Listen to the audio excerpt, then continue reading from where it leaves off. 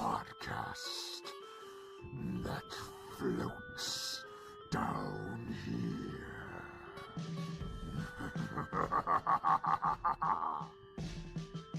Hi, I'm Melissa, your Stephen King veteran. Hi, I'm Ben, the Stephen King and horror film fanboy. And hello, I'm Luke, your first-time Stephen King reader.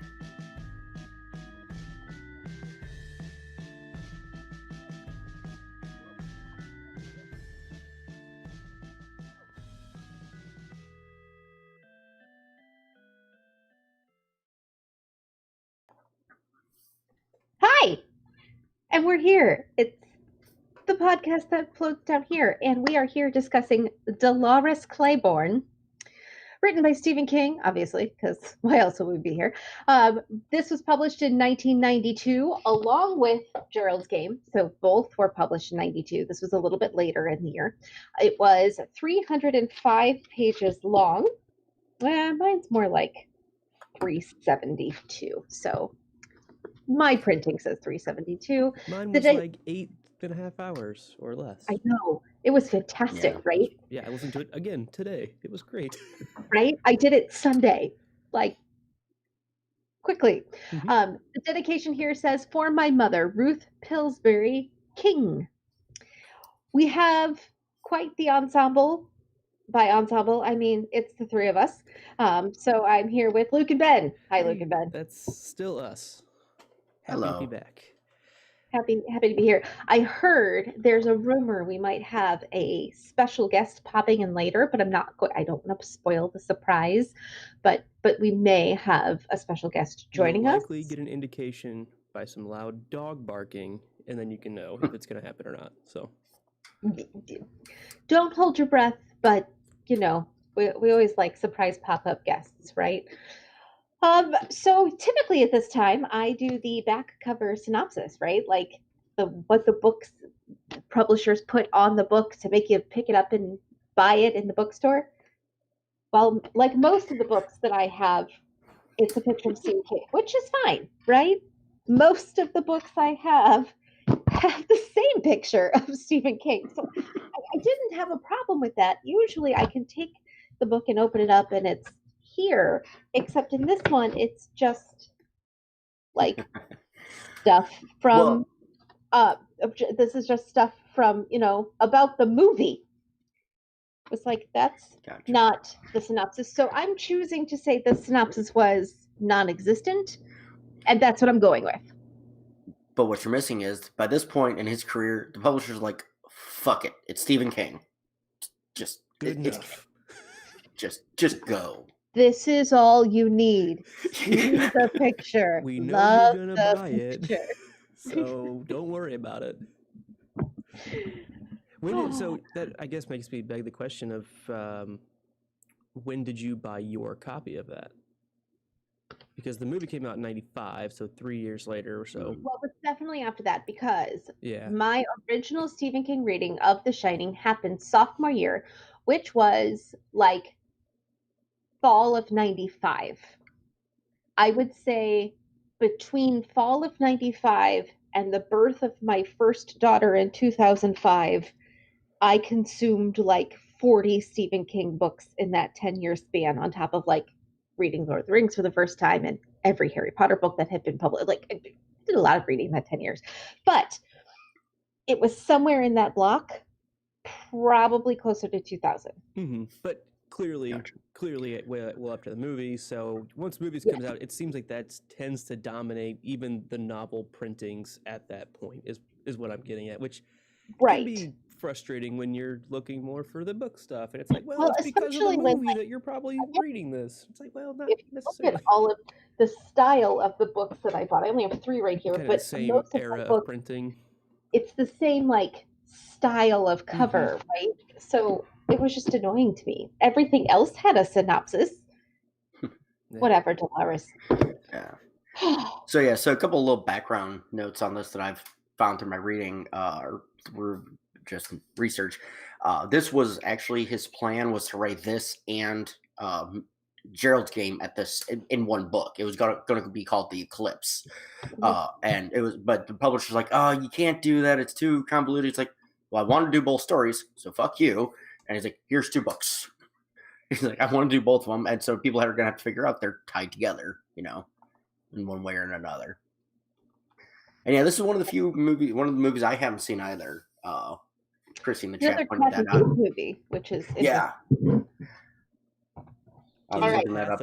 In the Path of the Eclipse is what it was. That's I think it. There was Sorry. more to it. Sorry. Yeah. Yeah. No, you were correct. I knew there was a down for a minute, and then popped back in. All right. So if you are new here, welcome.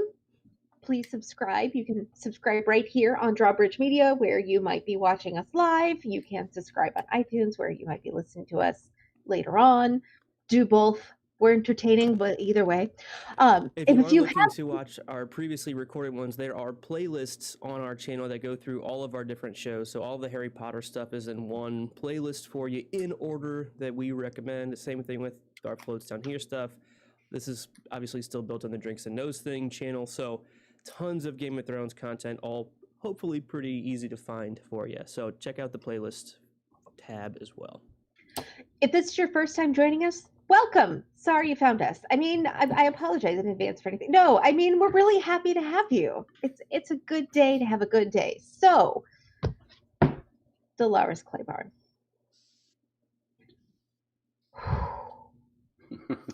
This is where we start off this time. You always come to us for our thoughts first. I do. Yeah. Okay. So you asked me a question a little while ago, like, when did you first buy this, right? And I said it was in that 10-year period of being like kind of an adult, like a pseudo adult, right? Between 15 and 25, you're like a pseudo adult. You're like kind of a grown up. You can do grown up things. You can drive cars. You can get jobs. I got married, but it's not really like being a grown up because you have no life experience. So the first time I read this book, first of all, I remember absolutely nothing about it. Nothing. Other than like, it was like a big nothing to me back then. No. Now, like, I just want to carry the book around with me wherever I go. More the audiobook because I absolutely adored the girl who did the audiobook. And it was just like the way he wrote this normal human mother. That's how I felt about it, right? And it was the line of like, anyone can tell the difference between a sheet that was tumbled in a Maytag and one that was flapped by a good south wind. Like, that is a homemaker, right? Like that's, and I don't mean like a stay-at-home mom. I mean somebody who has had their own home for a long time, who knows what they like and the way they like things. And that's how I like it. I like my sheets that have been dried in the wind, not in the May. I like to be called a Maytag and not a dryer. Like there were a million little things like that just made me so happy because it is how you would run your house, right? Like she called the trash the swill because that's what you call it. That's my only really big thought because then I got into questions and stuff. But so I can't really echo you even anymore. Like I 100% agree with you. I think Dolores is written insanely well. And it's almost like, this is coming from, how old was Stephen King when he wrote this book? A guy who's been around a little while. Probably in his like late 40s. But I mean, this is a guy, right? And he's talking about things that old ladies talk about. So it's almost like he had to have paid a lot of attention to the older women in his family. And obviously someone who writes this prolifically is very observant and is going to remember these characteristics. And a little bit of research will help you out, right? But there's just a natural voice that he's had multiple older female characters have that it just feels like Aunt Seanie or Aunt, like everyone has like that great aunt that you've talked to these women before and you go, God, Stephen King must have talked to a lot of them or was really, really close with someone who was like in that era. And he dedicates it to his mom. So I'm sure she's a really big influence for this book. And I just think it's brilliantly written all the way through. Yeah, no, that actually goes to my one of my points I had. It actually is a tribute straight up to Stephen King's mother because she had to raise him and his brothers after his father took off. And he's even said I kind of dreamed that she just had enough of him and killed him just so we didn't have to put up with him anymore.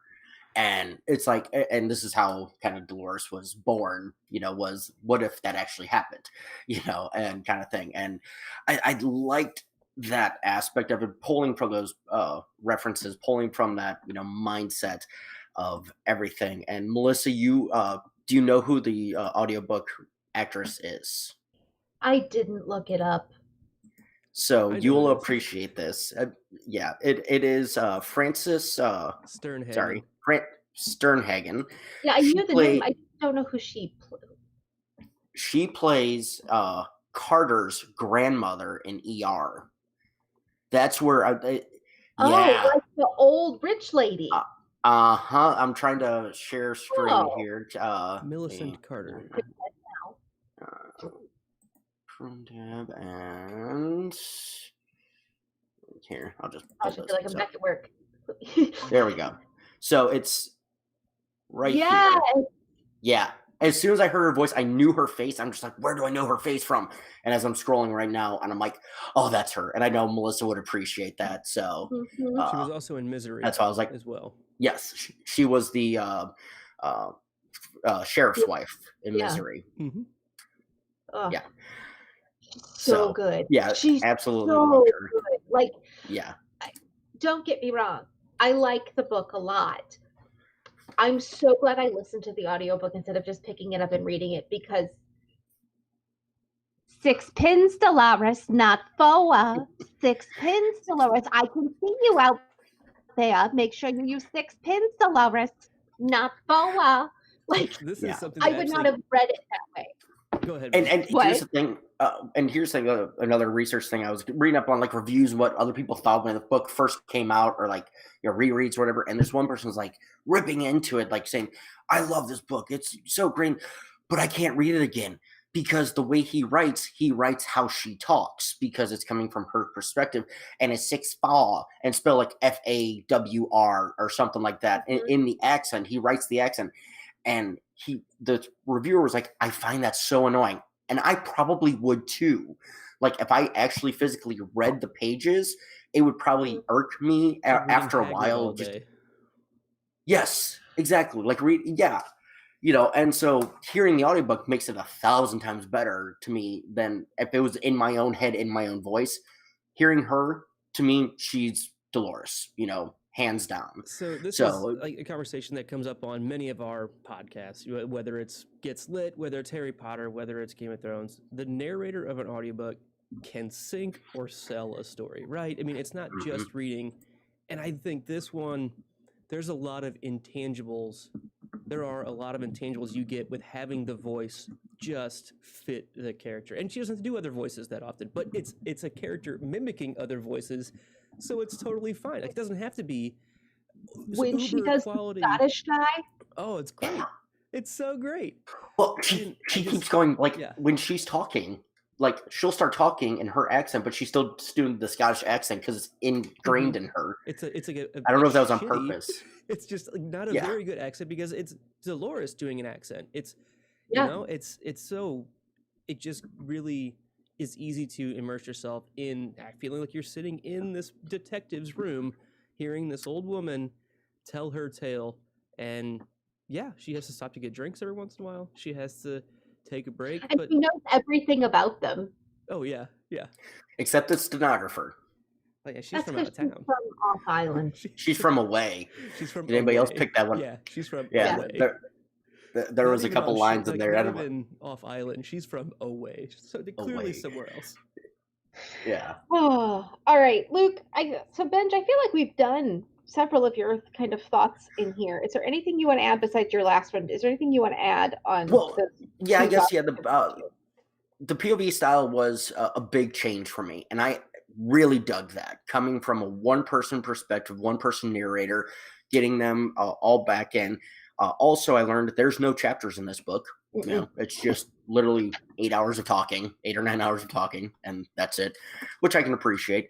But the little touches in the audiobook as well that they go, hey, how about you give me some of that Jim Beam you got stored in your desk, and I'm going to be done talking for tonight. And you hear clunk, clunk, clunk, clunk, clunk. It's Gentleman Glug, Jack. glug, glug, but glug, glug. yes. Gentleman Jack, yeah. No, it was Jim Beam. No, it was It was he had the Gentleman bottle Jack. of Beam. There was a different She character that referenced Jim Beam, but it was Gentleman Jack in the drawer. Okay.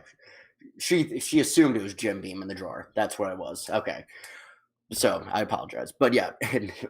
In fairness, in honor, I almost went and got some Johnny Walker tonight in honor of what's his nuts, but I'm like, yeah, fuck that. But no, but I love those little touches, those little just intricacies. And I don't know if it's in the book. I doubt it. Like it has written in there. You hear footsteps and comes back with the glass and all that. You know, if it does, good on King. If it doesn't, even better on the audiobook people for immersing us into that story even more. But I mean, those are like really good times of being able to cut audio because the actress did this over several takes. So in my head it was like that's a really good like sound mixing to like give natural breaks between recording sessions. You can always tell in older audiobook recordings, and again, this isn't just an audiobook review podcast, but like I feel like we all went through it similarly. And a lot of times with older audiobooks, they didn't have Audible Studios really focusing on making everything consistent and sound great. You would hear like, okay, well, that's clearly like a break, and the audio is just slightly different. It's consistent for the next patch, but you can tell like when it's like the next recording session sometimes. And yeah, doing something like that gives you a very specific, well, that's an easy time for her to take a break or like try this section over again, and it's just gonna work. Yeah. But yeah, I mean, that's pretty much all I had until my last thought, which we'll get to. All right, Luke. All right. Yeah, I kind of picked big book stuff, right? Yeah. So I really love, and we've kind of already touched on some of this, but remembering back to the days when Dolores first got the job with Vera, right? And she's doing these cleaning days, and they have this shit war, right? Once Vera really starts kind of starting to have troubles, losing her mind a little bit. Definitely, she was already having seizures, and it was affecting her mobility, and Dolores had to help out more and more, almost with like a hospice type care of just like aiding her in everyday things rather than just cleaning the house. It became more of a companion, and they had this shit war, right? And Dolores goes on this whole spiel about how it became a thing where Vera was being very spiteful about this, and she had a shit savings account. And it was like she had a weird sort of interest. Only I was the one who got all the withdrawals, whether I wanted them or not. It was so great. And she talks about how like she would try to catch her in the act, because once she started vacuuming, she realized, oh well, Dolores isn't going to come back up and try to catch me. But it brings up there's just so many poetic devices that King uses in this to describe this shit war and getting her old fudge factory up and going again. Like once it gets going, the equipment's too old to stop at that point, so she had to time it just right. It's like such a almost childish conversation in a very adult way, but it still has that humor, right? It doesn't lose the sense of humor without being just gross. Do you know what it feels like? Golden Girls. Yes. Do you know what I mean? Like that idea of just like they've been together for so long. Like, and this was kind of one of my big takeaways.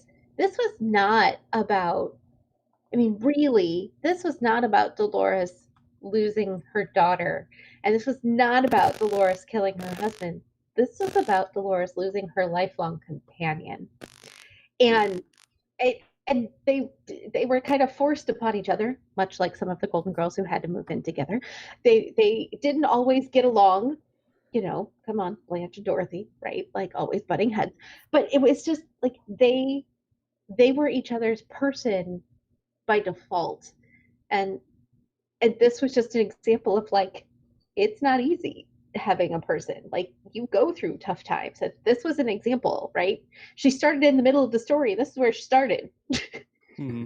The story was about her relationship with Vera. Mm-hmm. Mostly. Yeah.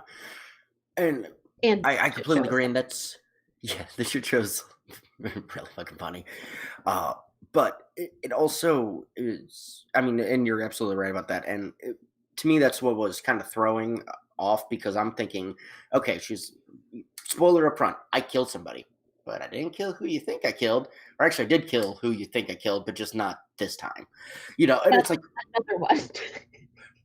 what? Okay, like, and that's literally like the first line, like one of the first lines of the book, and you're just like, okay, what are we getting into here? And I don't want that bitch's It's- money. I never did. Like, you get so much information at the very, very top of it, right? Like, Yeah, at the very top and at the very, very bottom, I was going to call out those folks at the New England Home for Little Wanderers. They open that envelope, and there's a movie call out, and I can't fucking think of it, but there's like a donation, and a nun opens it, and literally just blacks out and falls backwards, and everything like that. I could totally see the headmistress of the New England Home for Little Wanderers getting the $30 million donation and doing the same thing. Yeah, and good on Dolores for that, in the sense of she just doesn't need it. Now, you have to wonder, did she keep the house?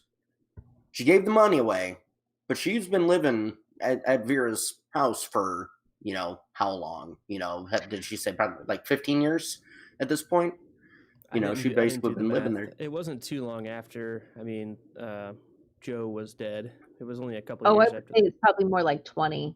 Like in the 15 to 20 range, I'd say. Yeah. Yeah. And so I would assume she'd stick around on the house. So that's all she needs. Or here's the other thing. Maybe she donated the cash. Maybe she sold the house and is living off the funds from the big house. Yeah, because could be. Or the cars. She lost her employer. So she's going to need some money. She just doesn't need all that money. Yeah. So my assumption is she took enough for a pension. Yeah. Right? She took a pension. Yeah. Well earned, exactly. I'd say. Donate the cash, sell the cars, maybe keep the house. You sell those cars, that's still probably a couple million. She still has her Rolls Royces. House. Yeah, she does. She always has. Right. Yeah. So, Luke, go ahead with your next point. We learn a lot about the relationship between Vera and Dolores, and it's contentious, but like you said, they need each other over time. Even Dolores needs Vera, even though she probably wouldn't really realize it. But we learn after a little bit of that, we kind of jump back a little bit and hear about Joe, who is Dolores's husband. Not a great guy. But we start learning about him, and I'll just rush right through some of this, but he's kind of a piece of shit, and worst. And he is not very nice to her. There's some home correction that doesn't end up going his way in the long term. She sets him straight on that, unlearns him of that. And within a year or two from then, he starts becoming really not interested in Dolores at all anymore, and starts getting eyes for their daughter, who's 14, almost 15, and it's a big deal that she's almost 15 because it's somehow okay that he can... Is it a sign? So, yes, it is. But while you're going on this, Luke, I want to read this line because I'm going through favorite quotes and stuff. He was a coward at heart, you see, although I never said the word out loud to him. Not then, not ever. Doing that's about the most dangerous thing a person can do.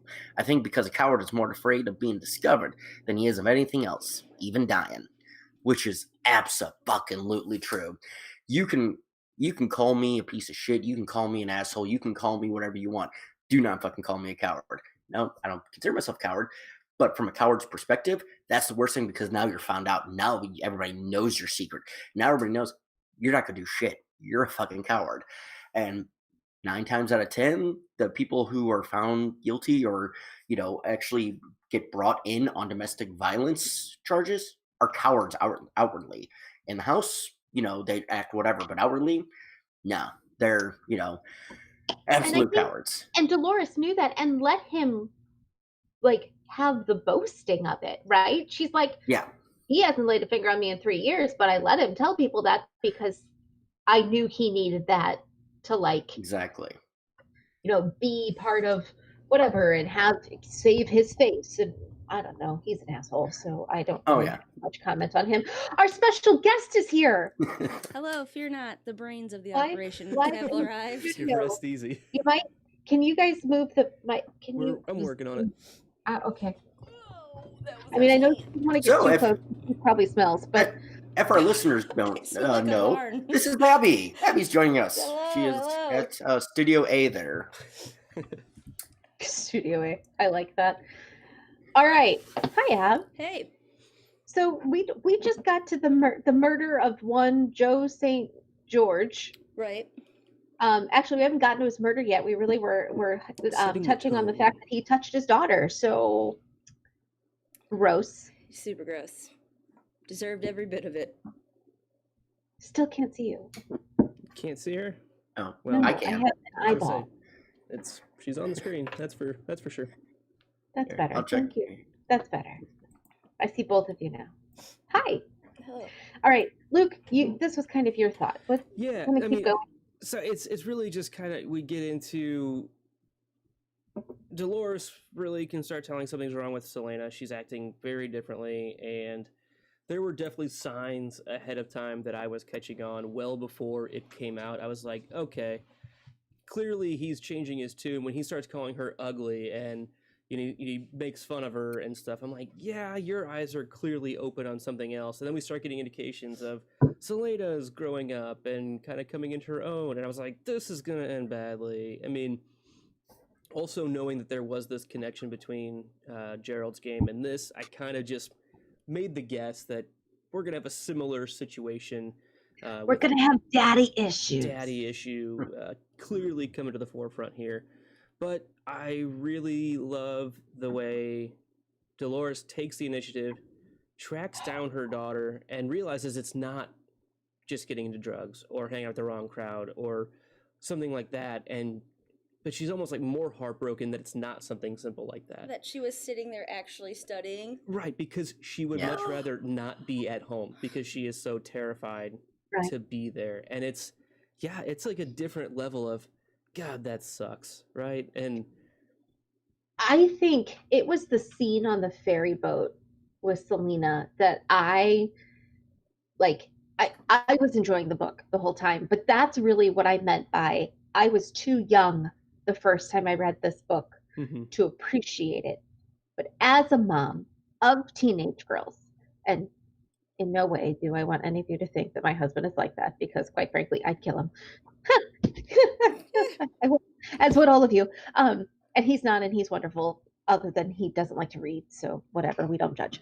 But like, I know what it's like to have to push your kids harder than you want to for their own good. Do you know what I mean? And I know what it's like to be worried about your girls because of what could happen to them. You know what I'm saying? And so it's when Dolores is like, when she was like, I knew I'd have to do tough love, and tough love is a hard thing, and if I don't do it now, then I'm gonna lose her, or if I don't have her buy into me right now, I'm gonna lose it. Like, and it was hard for her, but that's Dolores, right? She's like, but I didn't have a choice, and so this is what I did. That's the kind of mom I want to be, yeah, and that's the Yeah. mom I Same. try to be. But it's like, you know, You can't are. Yeah. be always perfect, but like that's the thing. That's what I've always tried to do for my kids, is that tough love of like, I'm going to push you through the hard thing because I know you're going to be better off on the other side of it. And that's what she did. And that's when I was like, I have found my Stephen King soulmate, and I'm good.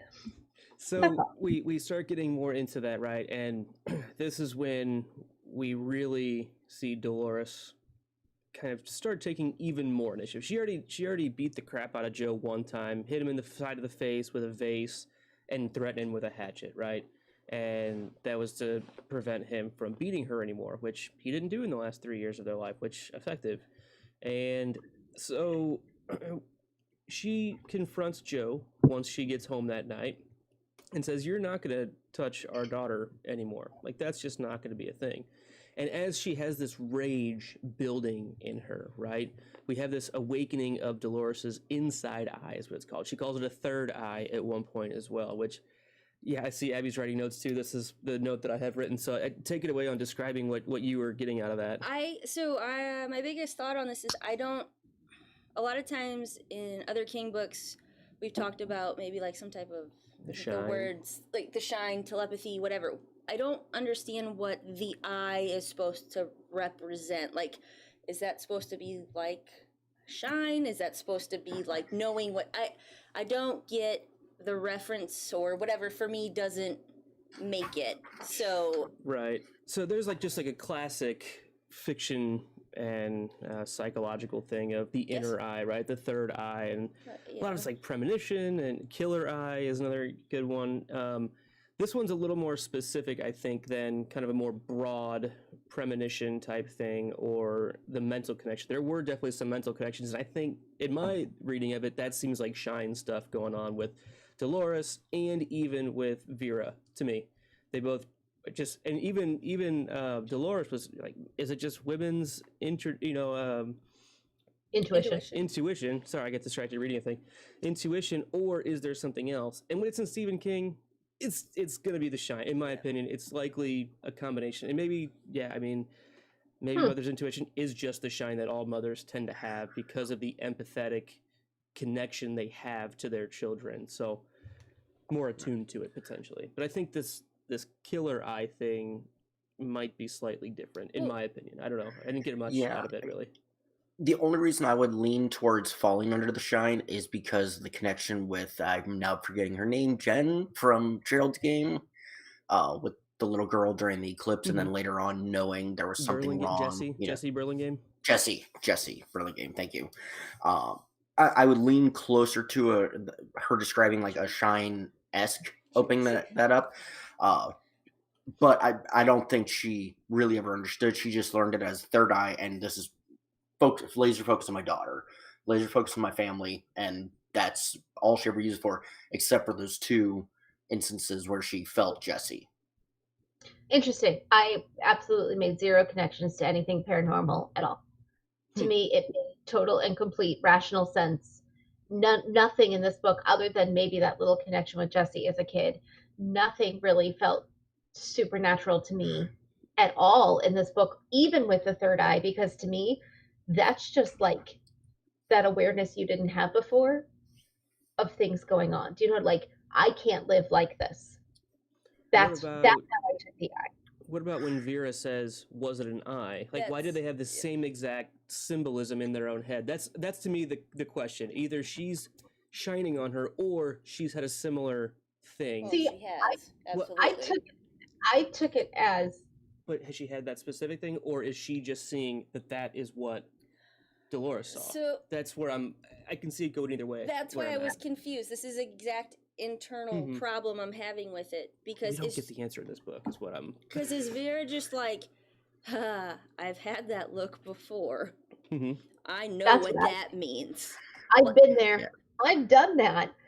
And maybe there's some like, sort of cultural reference that we're missing. You know what I mean? Like, it could have been in a Twilight Zone episode, or like, I feel like there might be, to me, like, the inner eye is so common, right, that it might just be like, all of a sudden I have this knowledge, and it's the three-eyed raven. Like, that's what it's the ability to sort of see. And maybe it's The Shining, but in my head it's more like this big-eyed awareness, because for Vera it was that her husband was having an affair, right?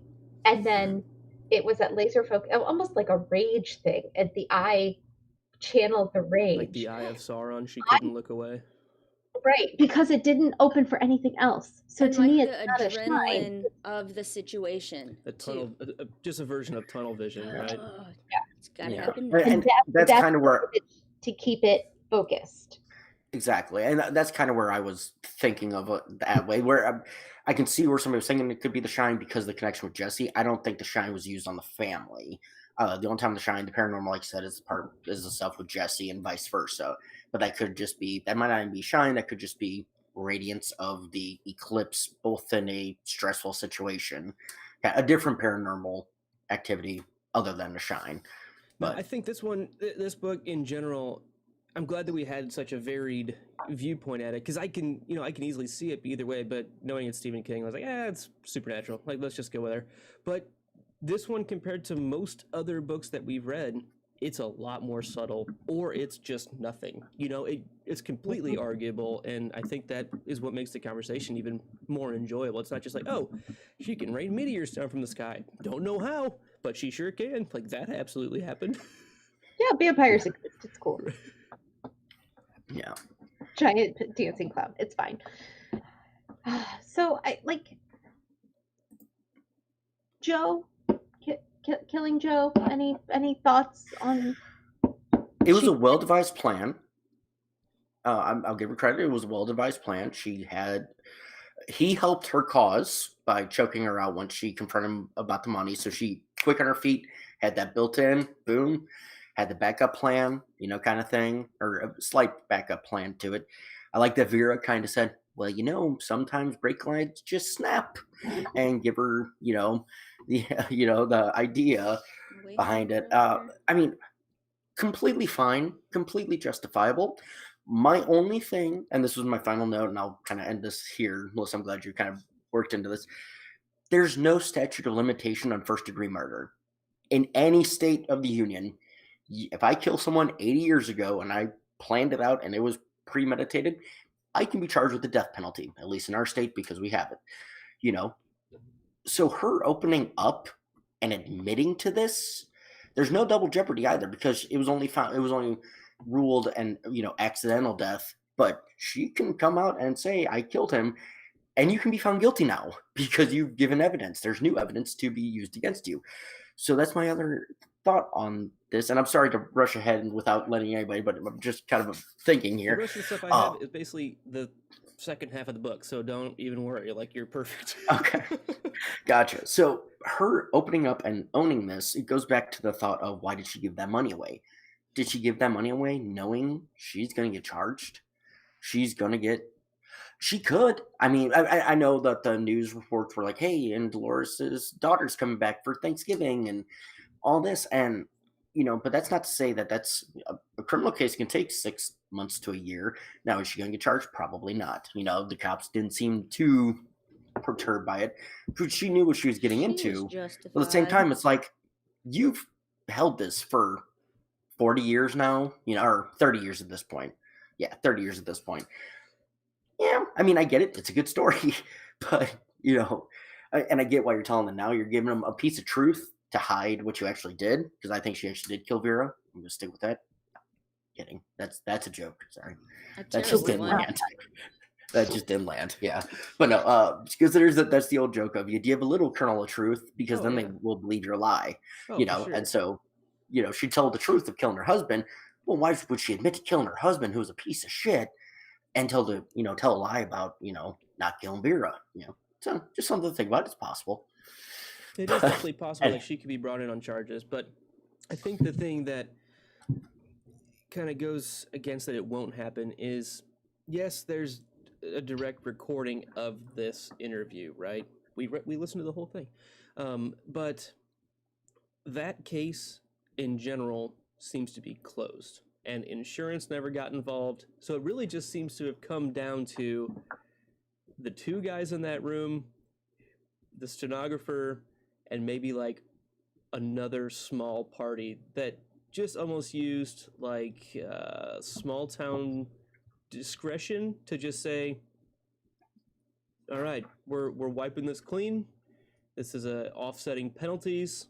We're not going to move forward with anything. They could. If something ever else were to happen, I think you could pull this up and be like, well, we still have this, but as long as you don't do anything with it and you don't do anything else, like it's almost like small town jurisdiction is kind of where I feel like it's at. They just played judge and jury and said, you know what, we're letting you off on this one officially for now. Yeah. Right. Oh, and I have to say, I love the police the constable during her first interrogation, where it's not the constable. He's the medical examiner. No, not the medical examiner. The constable in the room with I'm with you, Bench. I know who you're. Yeah, the one fighting back. Yeah, pushing. Yeah. Well, the one who's so not dumb. This reminds me of but- Barney Fife. Yes, He a very feels Barney Fife. Just awkward a genuinely good guy who's just he's not Barney Fife. He's Luke, you know who I'm thinking of, South Park, Bar Brady. He is Officer Bar Brady, who, you know, is kind of illiterate, you know, but just a genuinely good guy, wants to do the right thing. And the, you know, medical examiner's like, well, Mrs. Bim, how did that rock smash his head? And, you know, what were the porcelain that we found? Well, that was a fake teeth. My Pretty Pony. 2, My Pretty Pony. 3, My Pretty Pony. Yeah, and I love that action of it. And, you know, but then he's like, the constable's like, well, I thought we agreed that, you know, if he pulled it just the right way, that would come out. Will you shut up? You know, like, you nincompoop. You know, you're basically giving her everything. And it's like, that is so great, you know, because I love it. It's because he's just genuinely like, why are you trying to fuck with her? We talked about this, you know. I mean, why are you being so mean to her? She lost her husband. He just doesn't have the strategic bone to let her hang herself is the problem, right? And the medical examiner's like, oh, come on, man! Like, give us something. She's just smart enough to know that. Yeah. Mm-hmm.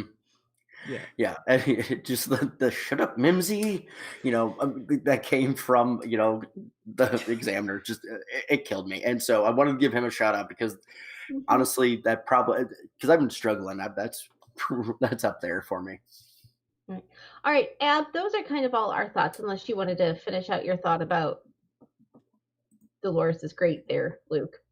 Oh, I mean, it just comes down to we gotta get the finality of the whole discussion, and we hear about her trying to leave Joe with the kids before she kills him, and he steals all the money. So she also has to play this card right, so she can get the benefits, right, and get her money back, and not even get her money back that he stole from her and the children. Right. And she just does such a great job of telling that tale, and it feels like it's a natural. Like sometimes you hear like these long monologues. It's like you're not gonna remember all these specifics. Like it's a bit much. Like I don't remember what I had for dinner. How do you know that you were making pork steak? Yeah, right. And there's some literary, you know, artistic, you know, levity that you can have there, and I think that's fine. But I didn't ever feel like she's remembering too much, like too specific. I thought it was pretty natural, maybe a bit much, but hey, it's an 8-hour book, so I thought it was just great. I thought she was a wonderful character who we get. Like Benji was kind of, I was going to make a point similar to this of she's giving the big hidden truth to show her innocence, but you could easily push that back of like, well, maybe she's lying about both, right? And it's because she's telling the one big lie or the one big truth of a lie that's been around for a long time that makes her easier to trust her on this new one or this new instance. And I think she's completely innocent for sure, but I can easily see that going through the, you know, the police officers' minds of, well, she just told us all these big things that she would never want us to know, but is that really like enough character proof to say that she's not doing this? Like, it could go either way. All right. Abby, I know you and I talked a week or so ago, and you had ideas. Oh, yes. So before we get to our book discussion questions, I want special guest Abby. What are your big thoughts here on Delores Claiborne? Vera's kids were alive the whole time, or dead the whole time? Yeah, right? That was great. That was a good one. Why? Yeah. Like, I don't, why? I was taken aback by that. For the most part, I didn't catch that one. Like, I get there was guilt involved with not maybe admit, but why are we so upset they're not coming for the eclipse? I don't get it, because it wasn't like oh, here's my act, I'm sad. She was truly disappointed, and I get that it's, you know, grief and weird and strange, but we're talking years here, people. So there is a point where Dolores goes through and she says to the officers, I'm pretty confident of any time in her life she was actually out of her mind in that period. She was not in control of her own mental faculties. But I feel like it was more than that year. It wasn't though. It was they She just moved to the island permanently. Yeah, it was only maybe a year after. All right. Because I believe they died in 62 and the eclipse was 63. Yeah. They died at, I think, Memorial Day 62. Okay. I might have Anyway, it was not that long, and when she's living there and she's telling these stories to Dolores, you can almost convince yourself that they're true, right? Mm-hmm. And if you're that far into grief and that far into the story, and you can live your daily life, and that makes your daily life a little easier to believe, and then all of a sudden, like the next thing you know, you've started telling yourself this is the way it is, and then it just hits you like, oh yeah. And there was also that point where Dolores says, it probably helped Vera just to know, to keep them alive, just to know that there's one small little housewife, little house help that believes in the kids. That's the only kernel that Vera can still use to have that in her heart, right? Like, I actually kind of just had this conversation about having to tell like a new set of people about my husband's death. Like it made him die a little more. One more time, because like one more set of people knew. So like each new group of people that had to be like, oh, hey, by the way, that was the hardest part. Not necessarily speaking about it, but like, yeah, he's gone in another grain of sand falls in that. Yeah, so I do understand that. It just threw me. I was like, wait. I was surprised. I can't believe when this. we got the information. Because she kept the story up for 30 years. And it was insane. So how would she know, not 30, but yeah, like... She was in and out. it like consistently didn't break from it, even if we got later on Dolores saying like, oh, I guess I could see that, or I should have realized. Mm-hmm. Yeah, like how she worked for the whatever publishing company that was named after Vera's hometown, and he did this, which was the book that she used to read, and so and it was a well constructed fantasy of hers. It was the usual suspects. Yeah. That's what it was. It was the usual suspects, where she was taking the information in front of her to construct the story, right? There is no Kaiser Sose. Yeah, I am Kaiser Sose. But yeah, I mean, I'm watching so I'm looking through your stuff, and I can't lie, on my drive home I listened to you. So I've heard the whole thing tonight. Nice. Yep. I started in Lake St. Louis. You guys started in Lake St. Louis for me. So anyways, my biggest point I take away from the book, well, there's like big ones, but my favorite part of the whole thing is the conversation with the banker. I think it is like the best 15 minutes of the entire book.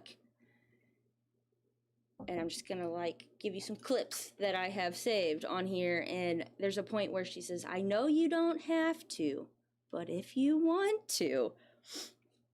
And he says, like, I can't believe I'm doing this. Like, I'm whatever. And she's like, you're helping. Like, you're not doing anything wrong. You're just helping a woman who has nowhere else to turn. And that right there is just, whether ethically or he's breaking company rules or bank rules, like she literally has no other choice. And if that's what you're going to be fired on, or that's where you're going to like lose a little bit of your credibility, good on you.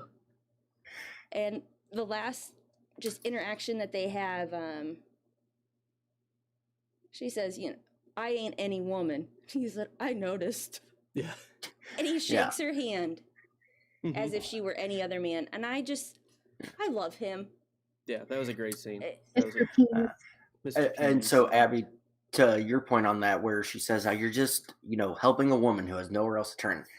That's honestly, like, because I hadn't thought about that scene. I enjoy that scene. I really did, but it was never one that stood out to me.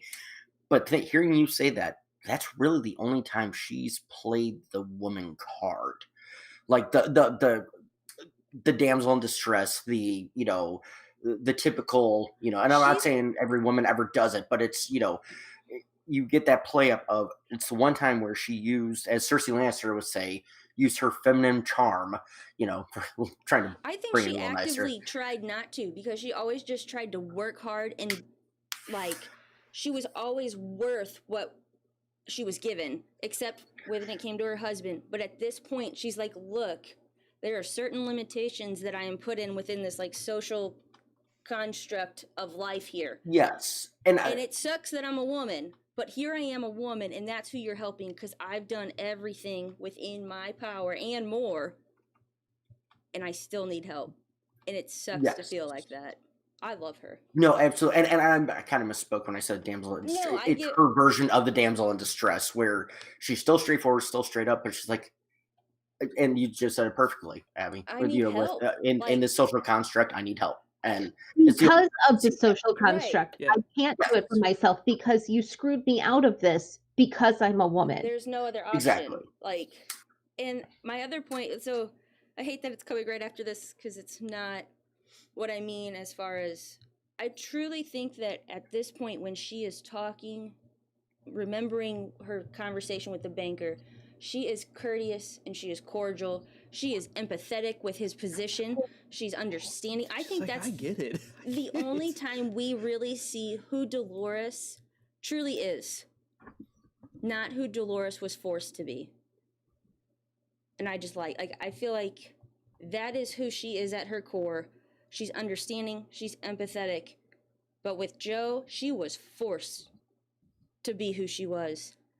And with Vera, like, there were times where she was forced to play the shit game, you know? Vacuums and all, like it. Well, and even like with Selena on the boat having to be the tough love mom, right? With her boys having to like, always having to sort of be the face, like Joe Jr., who after found out when his dad died was like, I tried so hard to love him. She couldn't be like, it's okay, he was like, she still had to put on the front and couldn't. Yeah. She's the best Dolores. She is the best Dolores, and she isn't a big fan of cats. Not that she doesn't like them, but it's not like she's obsessed with them. That's also good. Yeah. And she doesn't wear a lot of pink. She just hurt people. Who deserve it? Hey, that's going to bring me to my book club discussion questions. Everybody good with that? Yes. Yep. Here we go. Question number 1. It's a 2-parter. So listen to the first part, choose your answer, and then that should inform your answer for question 2 for the second part. Part 1: is there a such thing as a morally sound murder? And if so, could Dolores' murder of Joe fall under this description? Yes and yes. Yes, and probably.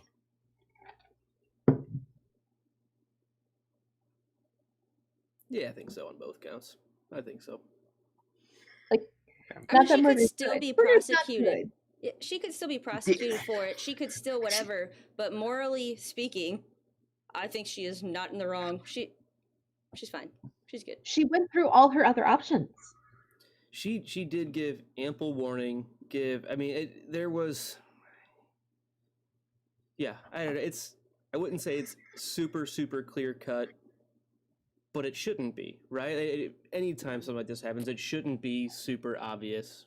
Or if it is, it's okay. Well, that's fine. But it's less fun talking about. I think it's less interesting as a story. It's supposed to have that gray of, is what she did okay, even though we see the really nasty stuff. I think at some point somebody could argue, well, she could have left. There's never a reason to murder somebody. Everybody is always entitled to life.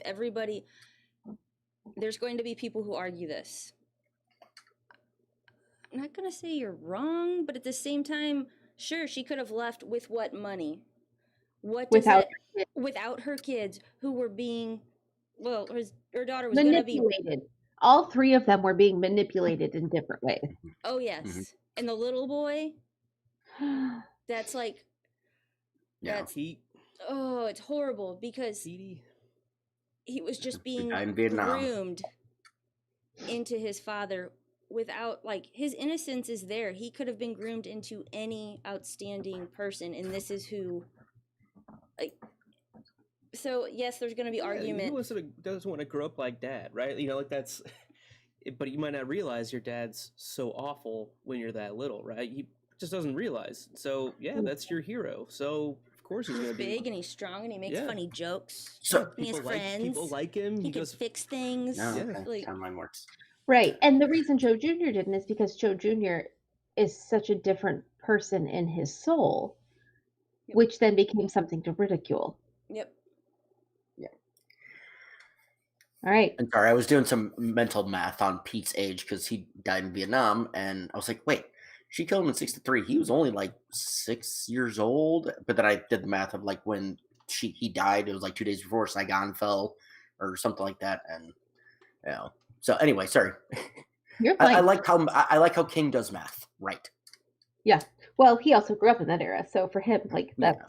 Read Hearts in Atlantis. That is a fantastic collection of short stories that are all kind of Vietnam related, if you're interested in that. All right, question 2. To me, Selena seems to be the biggest victim in this story, barring Vera and her children. But when it comes to the actual Dolores and Joe stuff, Selena is a pretty big victim in this story. How does this representation of sexual abuse impact her life?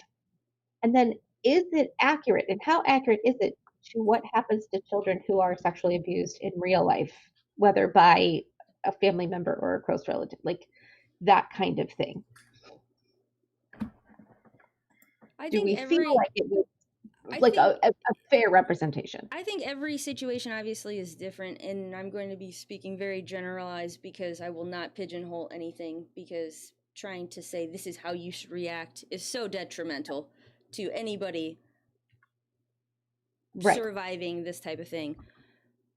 But I do think it is a fair representation of one person's eventuality. Like, there's guilt because she probably still really does love her dad and feel like it's her fault. And then there's unresolved issues because she doesn't know, but she has feelings, and it's just, it's a lot for any one person to deal with. Yeah. And I want to give a shout out really quick to Goodreads, because I went on there and they have a whole list of best Delores Claiborne quotes that I've been using all night. So this one stood out to me when I read it too, and I'm glad you asked this question. Although sometimes when I'm talking to Selena on the phone, I hear her slur her words, I wonder if there's any escape for any of us from the pain and sorrow of our lives. Basically going on to talk about when she's an adult, she has a drinking problem. She has some sort of coping problem. You know, Selena does her duty of, you know, keeping in contact with mom, but she hasn't been in contact with her mother for many years. And it has to do with all of this, from what Joe did on the sexual assault side, and from what Dolores did because of that. Well, I also think that her mom is probably a constant reminder of her past and her being away. Whether her mom killed him, didn't kill him, whatever. Sometimes it's just easier cut the cord to just avoid it in its entirety because you don't have that representation right in front of you. So she could possibly not even be mad at her mom about what she might have done or didn't do or whatever. It's just her mom is a connection to the past that is painful for her. Yeah, and honestly, I don't think it's anger at her mother. I think Dolores reads it as anger. I think it's shame on her part for feeling she's responsible for everything that happened. You know, because once Dolores took Joe upside the head with the vase, Selena started being nicer to Joe because she thought it was Dolores' fault. And then Joe took advantage of that. Yep. And then it was too late, and she didn't get out of it until Dolores stepped in. And then what happens, and Selena sees this. She knows all of it, and so she has to feel like it's my fault. It's my fault my dad's dead. It's my fault my mom's a killer. It's my fault that my dad came on to me. It's my fault, which none of it's her fault, you know, and that's a weight that is almost impossible to deal with, to live with. When you feel like everything's your fault, and there's nothing you can do to fix or change any of it. Or insurmountable guilt for picking the wrong side or interpreting the original situation wrong. Even if you can, like, intellectually understand, like, okay, it's not my fault, I was a child, like, and you still have guilt of, God damn it, that first time, like, I was so, how could I see it that way? I don't know. I'm good. I'm ready for the next question. I really don't have a whole lot to add to that. I think you guys hit all the points that I was working on. I think there's a lot of guilt. I think I like the point of Dolores feeling like it's anger at her in the future, but it's that miscommunication that happens between parents and children all the time. No matter how old you are, I do something to you, you're going to think it's for some reason and internalize it your own way. Where I'm just like, I just forgot. Like I'm not trying to be an asshole to you. I just forgot. Like, or like whatever reasoning it is, that lack of communication, that miscommunication, people will take it and run with it in their own mental capacity, in what their own experience is, and it's miscommunication is a total bitch. I'll tell you, she is not very nice. But I just think you can interpret things so differently from having the exact same set of information and internalize it differently. So I think that's a really neat point, and I do think there's a lot of guilt on Selena's part, completely not warranted, but you can't convince her of that. And she probably doesn't even thinking of it that way, actively thinking about it anymore that way. But it's such an ingrained situation that I do think it seems pretty natural the ways she's reacted. It's very much the get out of Dodge, live my own life as well as I can, and just deal with the problems on my own, rather than have it come up and be discussed all the time. Like, let me just deal with it. And sometimes that just means ignoring it for some people. And I think that's potentially what she's doing. The only other thing I want to add to all of this is, so often in our before the Me Too, it's, well, what did you do to cause this, right? There's a lot of victim shaming that happens in society. I think the study of Selena is a really good example of King saying it is not the victim's fault. Like, this is him writing this, 30 something years ago, and it's not the victim's fault. This was Joe being a jackass, a narcissistic jackass. And I think that happens more often than people recognize or are willing to see. And I think, to me, this is just a really good example that it happens. It's been happening for decades.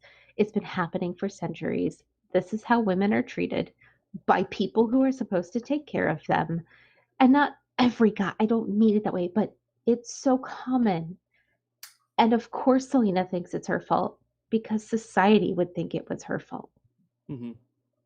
And to me, it's a good case study of like, no, really, read this because it's not her fault, and you can see it in the pages. So that specific conversation happens on the ferry too, right? Where Selena is just basically, saying, she was going to go talk to the guidance counselor about it, but kind of pulled back. And Dolores is like, "Did you think you were the first girl this ever happened?" And she's like, "I didn't know." And like, it sounds like you avidly talk about, which is why it should be talked about, because hopefully with some more awareness, it's helped. There's no way of knowing, I think, but at least it's a conversation that people can start having. It's not something that the girls need to know about. We already know. Mm-hmm. Right. We already know. We're not the ones who need the conversation. We've been trained on how to walk in the streets and how to carry our keys and where to be alone at and where not to. Like, we already know. It's not us. Yeah. No, totally valid. Totally valid. Say K in the chat. You never know when cucumbers need slicing. Never mind. Inside joke. Thank you. Excellent. All right. Question 3. Did Vera kill her husband? Yes. Yes. Oh, yeah. Break lines. Mistress. Break lines done. Yep. Yep. And what's his name? And that's and it. Oh yeah. It's Hunky. The Hunky. Yeah. Hunky. I Yeah. never learned his name. Just But Hunky. in roundabout way, she killed her children too, because they guilted her after she killed her husband that she brings him up to Maine, and all this. And in Maine, you can be 14 and have a license. You had to be 15 or 13. But she told the girl no. She told her no, but no. The boy had a license from. But she bought the boy the car. Right, but he had a license. Yeah, but knowing, him, he probably said, "Yeah, well, Dad would have bought me this car." And Dad bought me a car, and Luke's a year younger than me, and he did not drive it without a license. but the brother let her drive. It Well, wasn't the mom. Yeah, that's The what girl, I'm saying. brother. Right. Well, yeah, it was the brother's fault too. It was mostly the brother's fault. But who buys their 15-year-old son a Corvette? People with Rich money. Even People that with rich. money. Yeah. Ding, ding, We ding. wouldn't Three know. right answers. Yeah. Just I'm saying. pretty sure that's what rich people do. I don't know. It is. That's what we do. Actually, yeah. Okay. No, I'm not saying we. I'm not saying me. I work for rich people, and so that is what they do. Oh, That was a joke. yeah. Okay. Anyway, all right. All right. Last question. It's a Vera question again. What does it say about Vera that she spent decades creating these lives for her dead children? Like, what do we learn about her in those last pages? That It was we learn- a year that she lied about them being dead. I'm so confused again. So it wasn't no. until after she died that Dolores found out. I'm aware of that. She was keeping it alive in her own head for that first year, until the eclipse. but she just kept it alive to herself. But then after that, she kept the kids alive, really just in Dolores' memory. Okay. That's Correct? Is that how you Yeah. guys read it? Because the lawyer knew about her kids. She told Like, Dolores the and- whole time for years and years and years her children were alive. Yes. Right. That's what But it was only that one time that she actually bought things for them to come. She bought them viewers to see She was the just really pushing it off. Yeah. Just Yeah, actively. she always had Dolores make sure their rooms were ready, just in case they came by. So every month or whatever. Because how many parents who lose their kids keep the rooms exactly the same? You know what I mean? Like, that to me makes total sense. Because what Dolores maybe doesn't see is her going in there. Yep. Yeah. You know, like I see it. And I like the idea of, like, I mean, not that I agree with it, but I can get behind the idea of somebody who is removed from my life with my kids, right? Because this is a totally different life. We only came out for summers, but now I have this whole life up here. It's removed from my kids, and I can play a part just enough that I can still have somebody to talk to about them. Yeah. You know what I mean? Like, I can at least have a conversation about my kids and what I wish for them without anybody else knowing. I don't know. Anyone else? All right. My favorite thing. Ben, I'm going to start with you. What was your favorite thing? No, start with yours. Too late. Because I wanted to go last because mine's... Too late. Dolores fucking Claiborne is my favorite goddamn thing in this whole book. She is the just perfect female character of King. Yeah, written by a guy in his mid to late to 30s, early 40s, an elderly-ish woman. And she's just fucking gold. She's the best written character I've ever read of King's. And I'm going to say that. So if that might skew my rankings, she is the best written character I have read in the last 9 or 10 books, probably 13 books of Stephen King's that I've read. Not just female character, not, whatever, character I've read. And yeah, Dolores is the best thing in this book. All right. Luke? Again, favorite things in an entire book are difficult, right? I think Benji hit the correct answer, so I'll say something else. There were a lot of really great scenes. Let me think. Which one am I going to say I liked? There were a lot of really fun scenes, or just not fun, but just really well written scenes. I'm gonna say the ride back on the ferry with Selena. I thought that was very well done, and I loved the tough love but still nurturing love that Dolores did. I thought she handled that situation very, very well. A very difficult thing to get Selena to talk about, but she was able to do it, right? And she got the information she needed, and she acted as she saw fit. I think we all said that she made the right choice. So, yeah, I think I'm going to go with that scene. All right. Abby? My favorite thing is Dolores's ability to just be okay with the decisions she makes. Like, I've killed a man. Yep, I did it. I did not do this. I held her, then I called. I like that she has her own, like, moral compass she's working with, and she's secure in that, regardless of how others view it, or if she'll go to jail, or if you believe her. This is what I've done. I don't feel the need to lie. I like that she just is who she is. It's my favorite. I really enjoyed this book in general, but my favorite thing listening to it was six pins Dolores, not four. Not And four.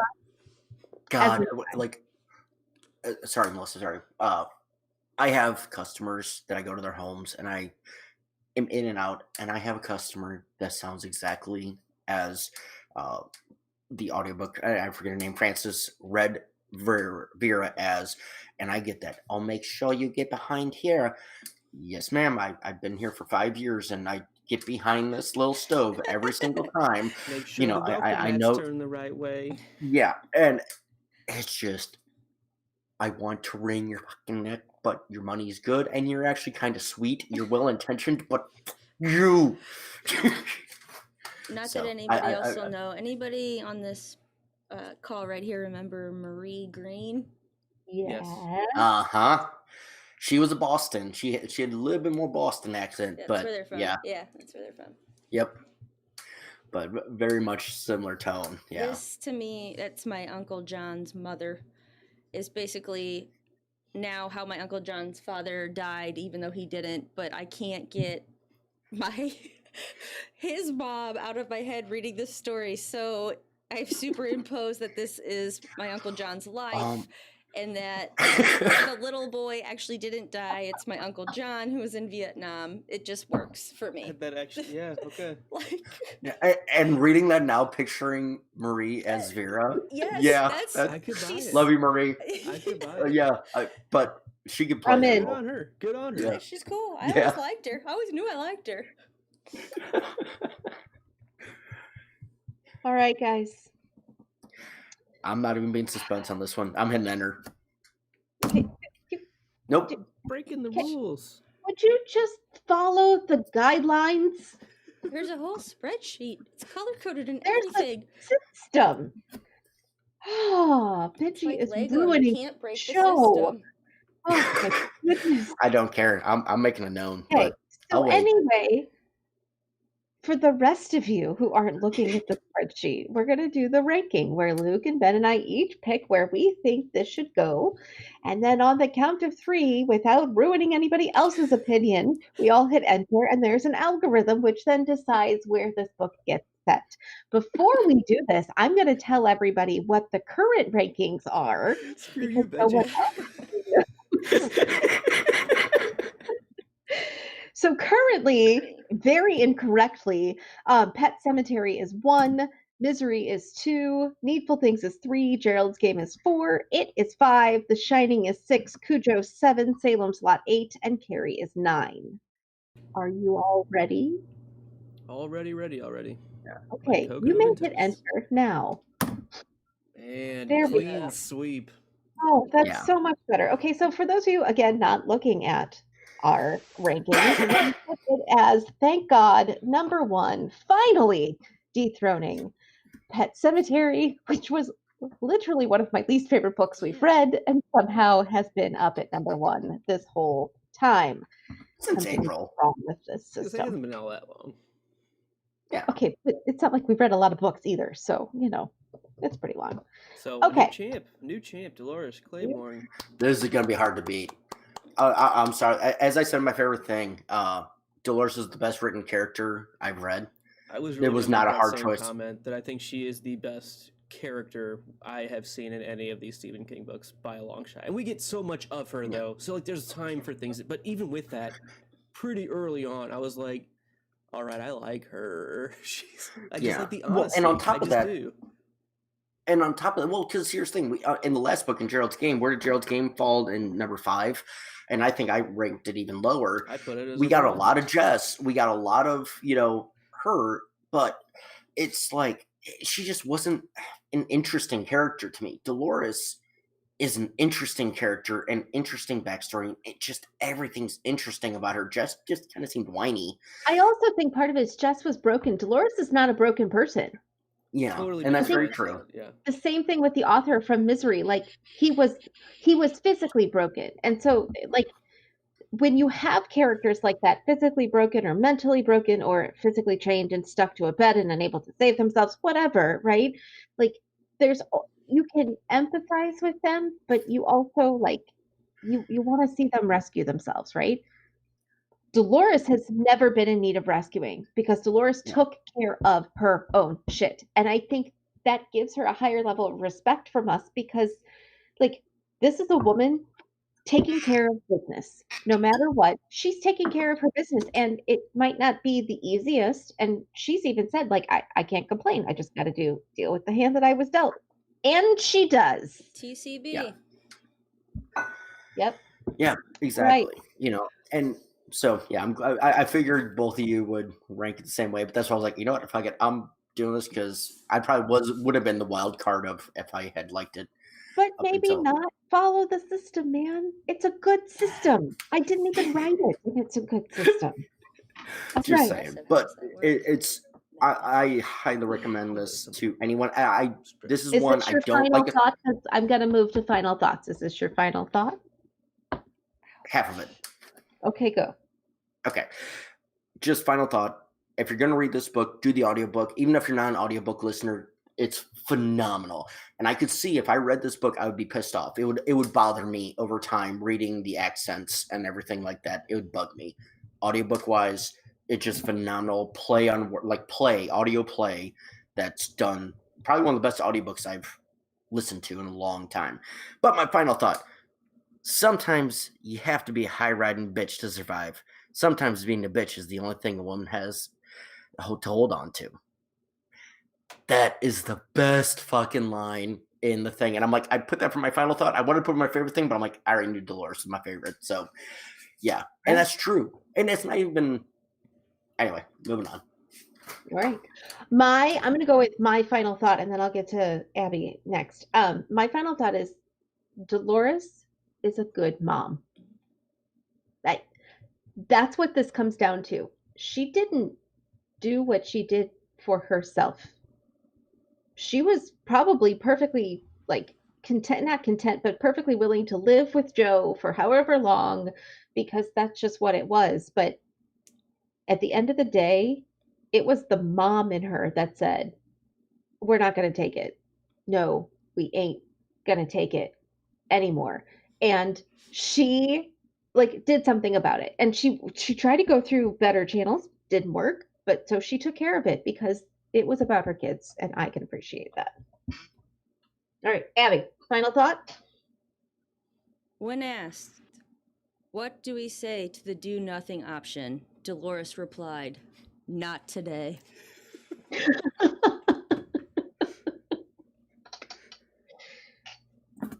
feel like you've been trying to subtly attack me about this do nothing option for a long time. It's never an option. Can't be an option. You can always die in a car with your kid if you'd like. Or you can be a Dolores. Even close to the conversation where the do nothing option should be. It's still an option. And she chose it. I'm not saying that's it's the what right that choice. chick did. She chose do nothing, and they died. Anyway, we talked about that. Anyways, yeah, well, it's cool. Go back and listen to our Cujo episode. It was a good one. One of my favorite books that we've done. All right. Not your favorite, though. Final thoughts on this book. I think Dolores is a fascinating character. I think Vera is a fascinating character. And the two of them golden girlsing it together for so long, I think, yeah. And I think Chrissy kind of made this point earlier. She's kind of like a high-functioning... I'm totally blanking on her name right now. From Misery, Annie Wilkes. Oh, Annie Wilkes. Yeah. And I think there's something to that because she got shit done too, right? In her own way. She was absolutely a go-getter, get things done. A little bit more on the questionable motives side, but there are some similarities, and I think she was another very, very well-written character for who she was by a mile and a half. So I think there's a lot of similarities, but some major differences. And yeah, they played by the same actress in the movies too, which is neat. But yeah, great. Seriously, a great book. I really think the audiobook is worth checking out. If you've ever listened to audiobook, I think you'll appreciate it. It's not overdone on the audio design, where some can be. It has the right level of interaction stuff, and just seriously kudos to Francis Sternhagen for an awesome narration job. So great story, great book, great characters. All right, send us out, Benj. All right, so make sure you're following us on social medias. That floats down here on Twitter and Instagram. Send us a digital Dolores. A digital 4 pins. At what's that? A digital 4 4 pins pin. or 6 pins, Dolores. Yeah. I'm actually proud I remember that one because I thought about that joke like fucking a week ago. Send us the digital Dolores at floatsdownhere@gmail.com. Make sure you check us out on the podcast that.com. Subscribe and rate us on iTunes and YouTube under Drawbridge Media.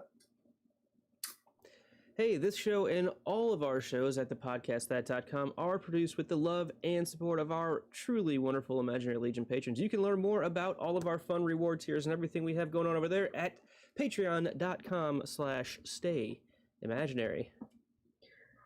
Join us next month when we read Insomnia, where we head back to good old Derry, Maine, with Ralph Roberts, who is just trying to get a good night's sleep.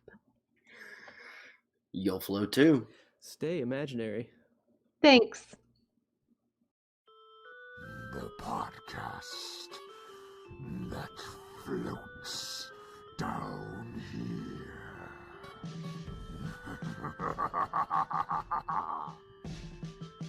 Hi, I'm Melissa, your Stephen King veteran. Hi, I'm Ben, the Stephen King and horror film fanboy. And hello, I'm Luke, your first-time Stephen King reader.